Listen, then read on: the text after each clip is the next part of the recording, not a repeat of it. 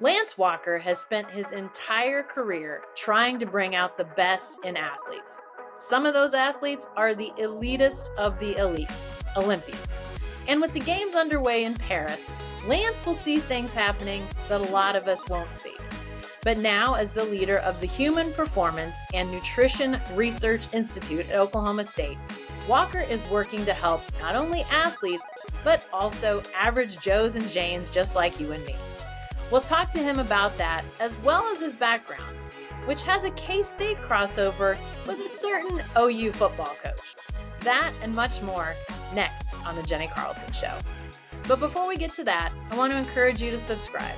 First to my YouTube channel, at Jenni-Carlson. Just hit that subscribe button. It's easy, it's free, but it helps me out a ton. Then I hope you'll subscribe to my Substack. You can subscribe for free, or if you want to support my work with a subscription, you can do that for just $8 a month. I hope you consider subscribing no matter what level at jennicarlson.substack.com.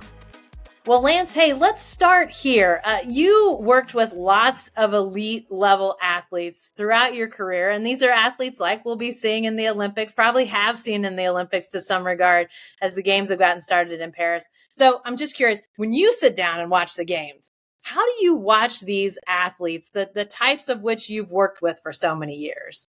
Yeah, I've really been blessed to be around some of the greatest athletes to be on this planet, and whether they're fast or strong or powerful or enduring, it's an interesting mix across all sports. But the Olympics for me is a really special time because we did spend a lot of time with Olympians, and somebody else asked me that question before: is what do you think about the Olympics coming up? And I get nervous. I mean, it's almost like I'm back in that sort of, it's that 4-year build. And I know looking back what those athletes went through to get to this point. And so when I look at a preliminary of 100-meter dash, I scan the faces of those individuals, and I remember working with folks like that. Some of those folks were getting ready to win a gold medal or compete for a gold medal. Some of them were just trying to survive the rounds to get into a position where they could vie for a medal.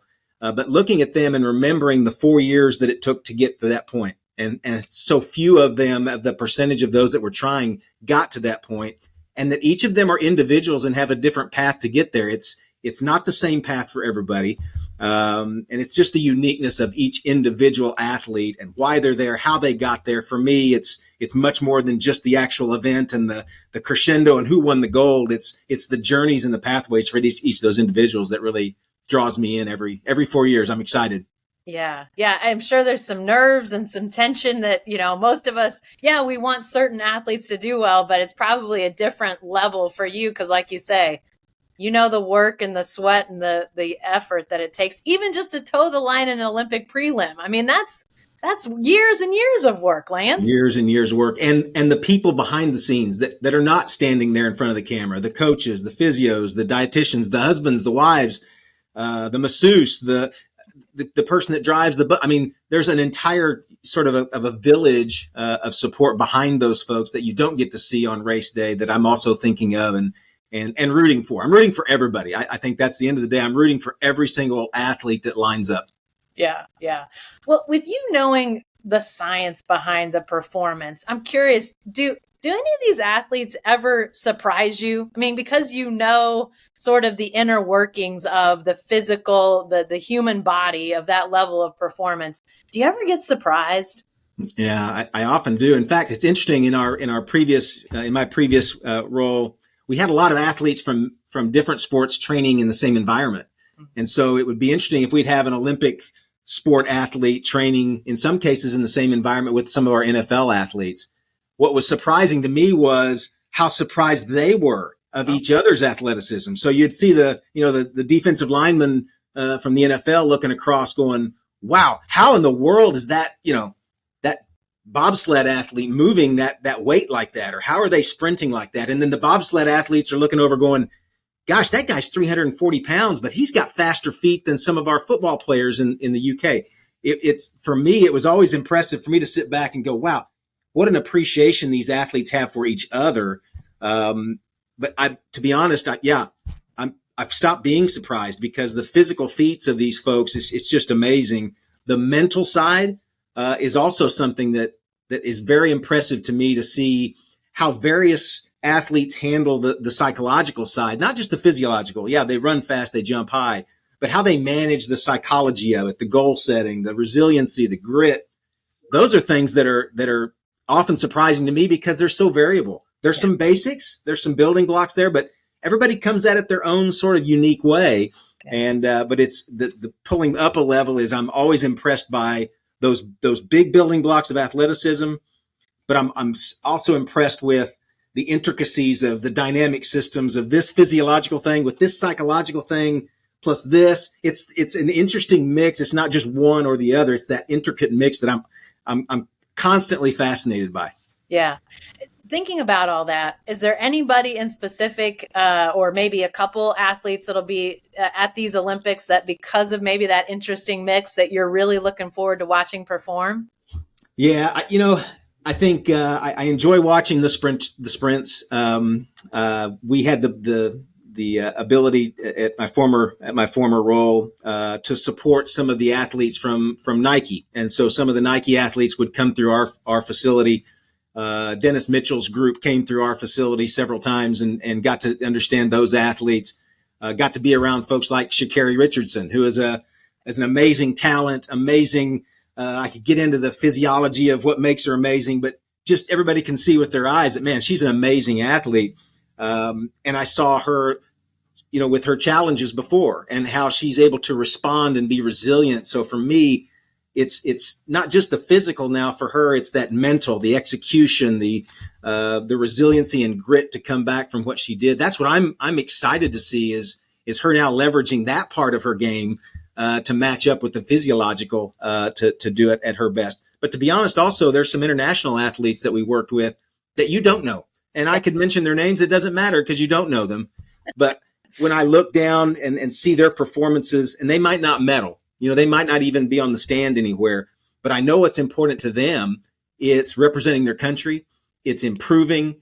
It's competing. And I'll be rooting for them, and we'll never see them on the main news feed. You'll have to look into the newspaper or online to find their results. But those are the folks as well that I'm really, really pulling for to as they represent their country, but they also represent what is great about the Olympic Games. And those are people you'll never hear about. And that's fine. It's fine. I'm still rooting for them.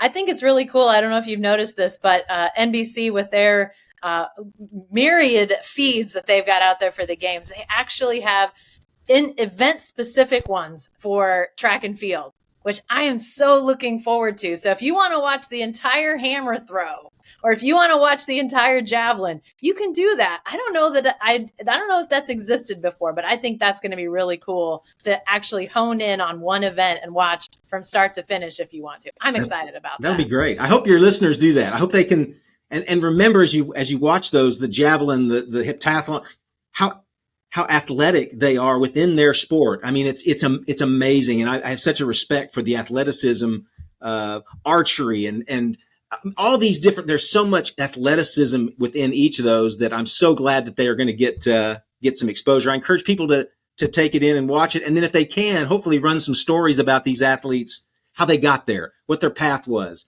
That is so fascinating to me. I'm glad that they're doing that. I think track and field specifically needs more of that. Yeah. Well, as you mentioned, such a high level of athleticism. I mean, people like me, mere mortals, never going to reach anything close to what these Olympians are doing. But with all the research and all the understanding, Lance, that you and so many others have with what these athletes are able to do, what helps them, I'm wondering if there's, with your work now at Oklahoma State, you're obviously focused on the elite, but you're also focused on just the average Joes and Janes. So are there maybe 2 or 3 things that elite level athletes do that maybe the rest of us could borrow from, learn from, and, live healthier, better lives if we did them?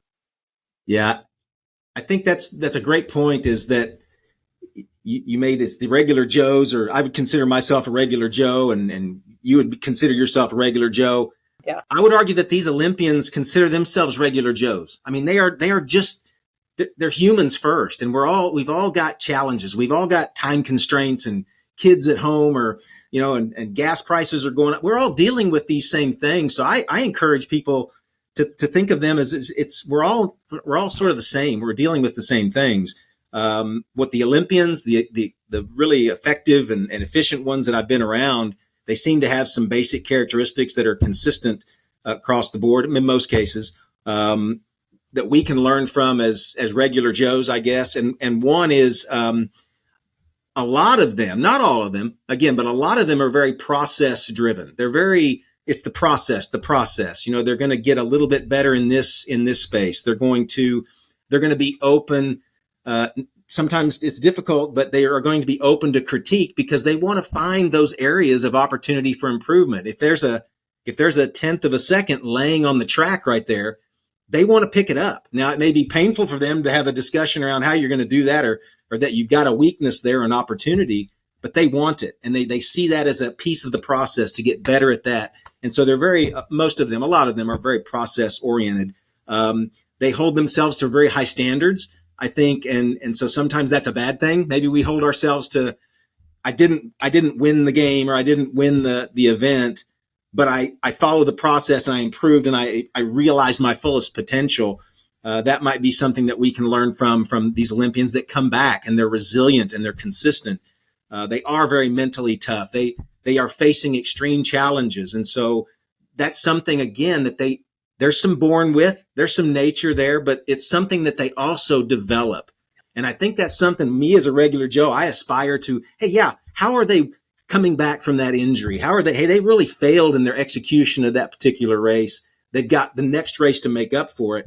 I can learn from that's not just something that they have internally. They've also developed that. And so it's a great process tool for me as a regular Joe, to develop those and just continue to iterate and to get better. The last thing that I'll tell you that I think we can learn from the Olympians is under pressure.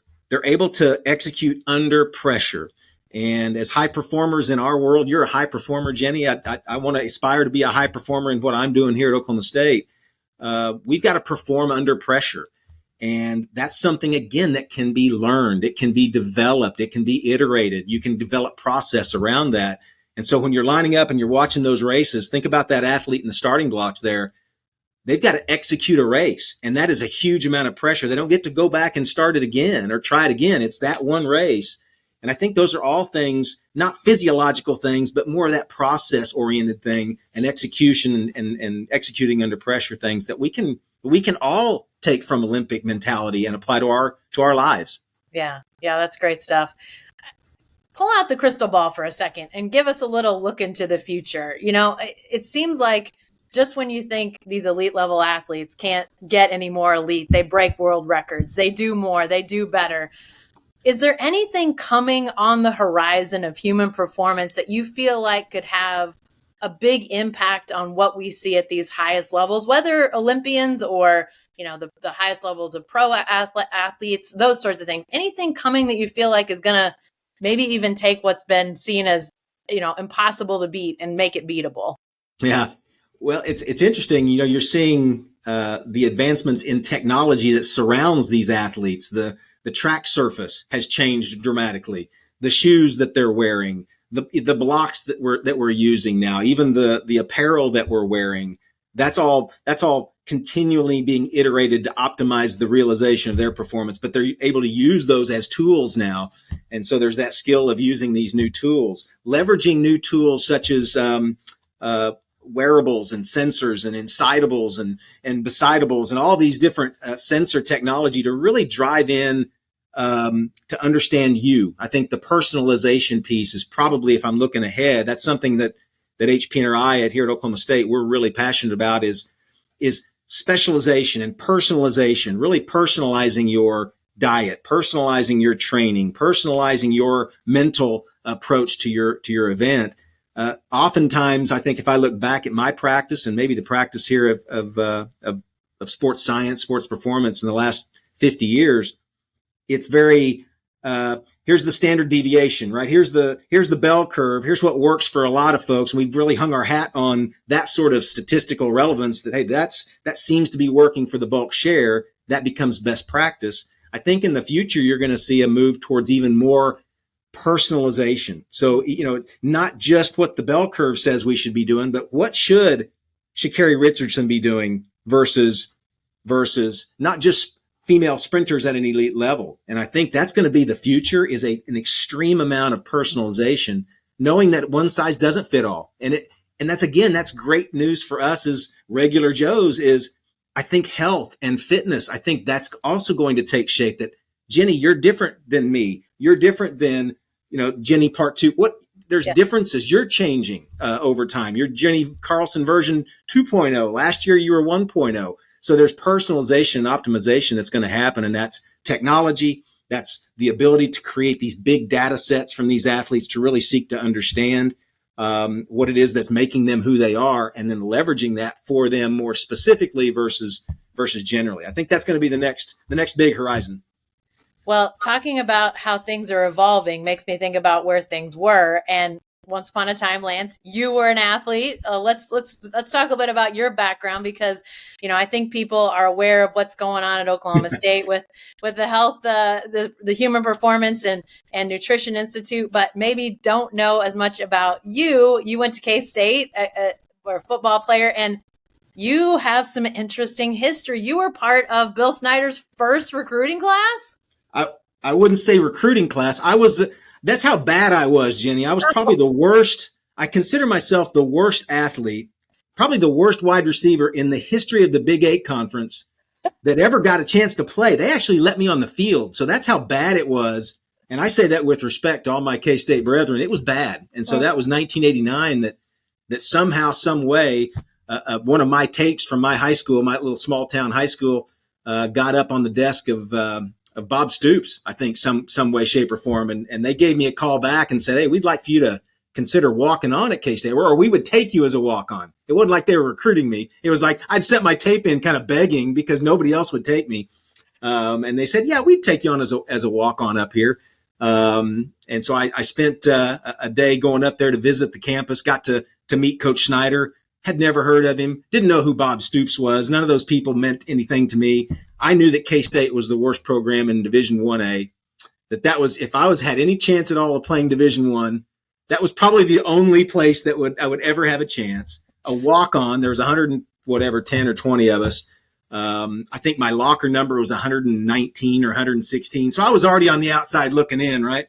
Yeah. But what I saw was with Coach Snyder and that program, very similar to what I see here at Oklahoma State from a vision standpoint from our president, is we're going to create something really, really special here. And he sold me on the dream of what K-State football was going to be. He showed pictures of a stadium that I was like, there's no way, right? That's not going to change.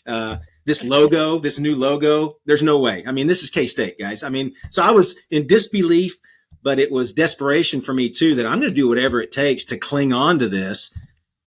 Partly because of my own ego. I wanted to play Division I football, but I believed in his vision. And he told me, he promised me, and they said, just get better as a person, as an athlete. So it bought into that Olympic process we talked about. Just get better. And I said, are you sure that's all I got to do? And they said, yeah, just get better every day and you'll have a place here.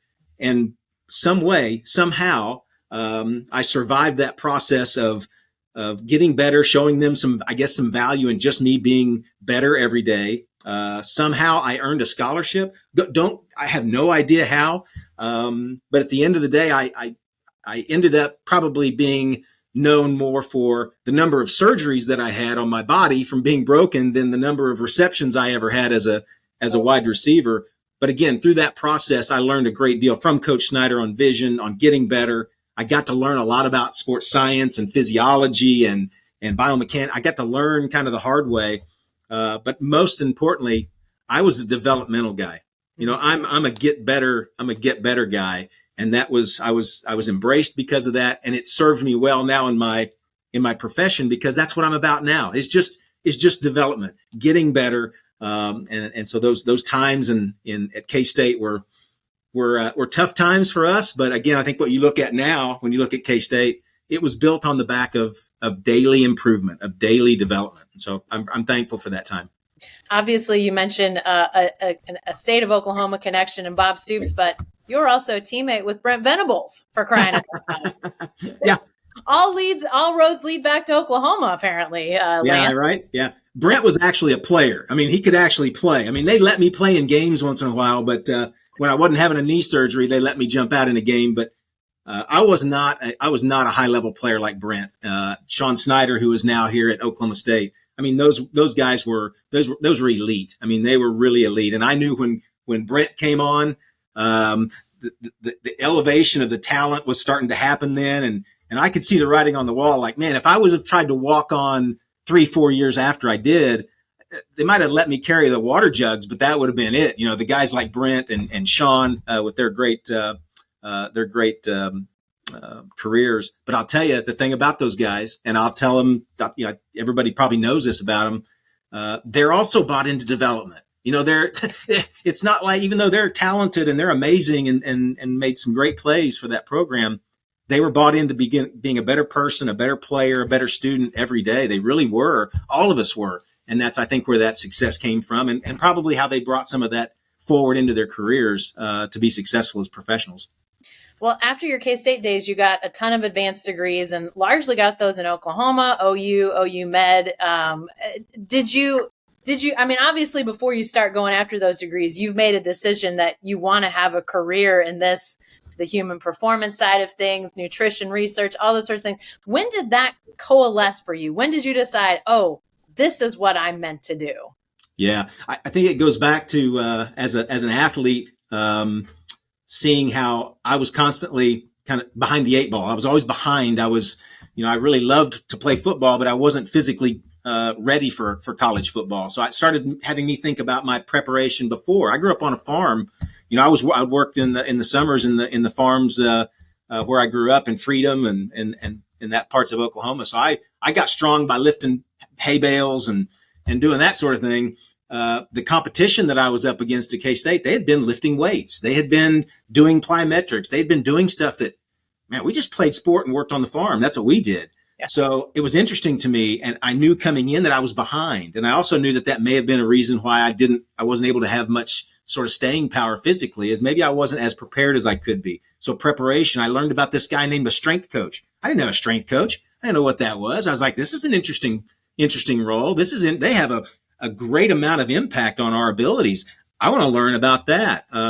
Hey, the physical therapist that I have to go see when my knee gets banged up, they have something to bring to my performance as well. And so I started to piece these things together and say, wow, this piece plus this piece, if you combine those, now all of a sudden we might really have something there. And that was early days of this team approach. The sports science piece hadn't even really come into existence, but I knew that science was going to be something that was going to help us answer questions. How does this work and that work together? How can we do that better? What's working and what's not working? Those are questions that I had. And so I felt like science was going to help me answer that. And so I ended up at Oklahoma and down in Norman and working in the lab there. The folks there in the lab, I tell the story, they found out that I was a former K-State football player. Well, they had an interest in doing research with athletes at OU. But that sometimes is difficult for an academic unit to work with athletics. There's difficulties and challenges there. And they felt like, well, if anybody could be a canary in the coal mine for us to get that kind of stuff going again, let's throw Lance into that. So I was like, hey, yeah, I'll go knock on some doors, you know. And so I ended up knocking on doors, and what it turned into was I became an assistant strength coach as part of my science role down in Norman. And so I began to get to kind of blend those pieces of the science and the practice together really uniquely. And that, to me, became the aha moment. Like, this is it. I get to combine the physical with the sports performance, with the physiotherapy, with the science. All of a sudden, those things start to coalesce. And that's the aha for me that says, wow, this is a career path. This is something that could be something leveraged for sport. It could be leveraged for life. And that's ended up where I spent my time in business world, sort of leveraging those things, not just for athletes at the elite level, but anybody trying to realize their ultimate performance. And it's worked, and it's worked really, really well. So yeah, it's that blended approach, passed through Norman on my way down to Dallas, and now coming back to Oklahoma. Jenni, I think that's something I want your listeners to know is I'm coming back home. I mean, this is home for me, and this is my my generation, the Walker generations, there's 4 of them that have been Okies, and I'm a part of that. I see a real opportunity now to leverage all that stuff together to speak into the health and the performance of our entire state. I really believe that, and I'm really mission focused on that. And I think I'm purpose built to do that. Now, whether or not I can pull it off or not, we're going to find out. But I'm going to get better every day at doing just that. Yeah. And you mentioned your time in Dallas. You were with the Dallas Cowboys for a time, and then the Michael Johnson Performance for 15 years. That was, as you referenced earlier, a lot of elite athletes. But now, as you said, going to Oklahoma State Human Performance and Nutrition Institute, and I know there are plans to do a building. It's a beautiful rendering. So if that space gets built that way, that's going to be a remarkable space. But as you think about, this institute that's been created that you're at the head of, and the possibilities that are there, what do you sort of see as the next couple years, the next 2 or 3 years of things that are right there for what you and everybody that's working there could accomplish? I think the vision of this institute is truly to transform health in our state through the lens of performance. And so think about we talked about the Olympians and elite athletes, and even leveraging sports science with sports performance and medical space. That obviously has worked pretty well to elevate sports. We feel like it's also really a chance to use that same approach to elevate our performance in our life. And by elevating our performance and we focusing on performance, we get the kind of the backdoor approach to some pretty healthy things, right? I mean, Jenni, I'm sure this is a great podcast. You do a great job. I'm sure you really focus on making sure you get the right sleep to make sure that you're prepared for this podcast. You're not necessarily probably sleeping because it's good for your health. You're doing it because you want to be a high performer in this job. And so that's a high performance mentality that's just so happens to be healthy, right? I mean, it's just so happens to be healthy. So I think those are the things that as we come into Oklahoma State now with this concept of vision of transforming health through performance, it's leveraging all those same things. By the way, yeah, we can leverage those things for our performance on Saturday. But we can also leverage some of the same things that Ollie Gordon is doing over here in our weight room or in running or the timing of all the things that he's doing. Those are all learnings that we can learn about what's going on here to optimize what goes on here, but also learn from those things and translate those to give to you and me. I mean, I want to know what works, what doesn't work. I want to know, gosh, if Coach Glass is over there and he's able to get amazing strength gains out of his what's the pieces that we can pull? He's the best in the world at what he does, right? Where can I pull and tinker with that and translate that to give to Jenni Carlson or to Lance Walker? What are the elements of recovery? How are we recovering between podcasts in our case or between games that we can learn? So it's a really nice synergy. I think that I see over the next couple of years is as we look backwards at all the great work that's been done here, look at current work that's going on, really understanding that to feed both ways, to feed that back into our own systems, but to translate and learn and feed back out and then understand those. Hey, how well did that work over there? How well did that work for Jenni Carlson? We're going to have to study and research those things to really find out what translates, what doesn't. Optimizing, personalizing, those are the things that the next 2 years is all about. And by the way, yeah, building a sort of a home base, a building for this. But it's mission focused. And that's just part of that mission. It's not that it's about the building. It's about the overall mission and vision for this that I think that I'm most excited about. And it's already happening, right? We're already seeing before the building, we've already started extending some of our resources. We've reached out and created sort of extension mechanisms from best practices here at Oklahoma State to transmit out to athletic trainers in the state of Oklahoma. What's the best practice for athletic trainers for the people that are working with our young athletes here in Oklahoma? We want that to be a great experience. Let's pass along that expertise, or let's hook them into the expert networks that we have right here in Stillwater to level up their practice. I mean, those are things that are already happening. And you're just going to see more of that over the next couple of years. By the way, I love that you talk about my performance in terms of Ollie Gordon's performance. You're making me feel good, Lance, because you're both high performers.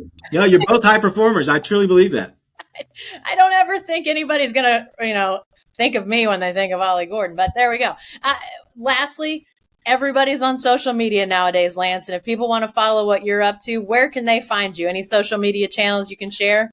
Yeah, well, I mean, get on there and find the Human Performance and Nutrition Research Institute website. We're not hard to find. It's HPNRI is going to be the way that you can search us. You can find us on the Oklahoma State website.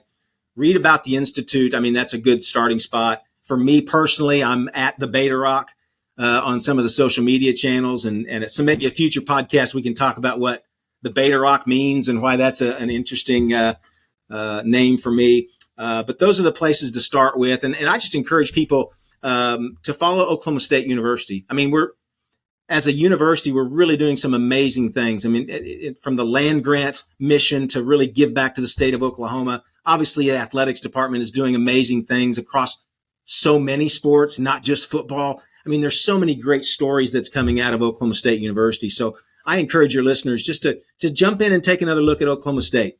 And make sure that you see all these different things from academics to athletics to the research that's going on and the extension work that's going on. We are land grant, and I think that's something that your listeners, hopefully, even if they're just interested in sports, you're going to see a tie of that extension of that land grant that's going to elevate the state of Oklahoma potentially through sports that you can get behind. Well, Lance, I like that you mentioned next time. Let's do this again, but thanks so much for joining me this time. This was absolutely outstanding. Jenni, thank you. Thank you very much. All right. Thanks, Lance. That's all the time we have for now, but please subscribe to my YouTube channel and my Substack, Beyond the Box Score. It's easy and it's free, but if you want to support my work financially, I'd appreciate that too. You can do that via my Substack, jennicarlson.substack.com. Also, you can find this episode and all episodes of The Jenni Carlson Show on your favorite podcast app. And if you like what you hear, please leave us a review. A quick word of thanks to my video dream team, Jacqueline Musgrove and Michael Lane, and a special word of thanks to the content master, Mike Sherman. Thanks for joining me, and we'll see you next time.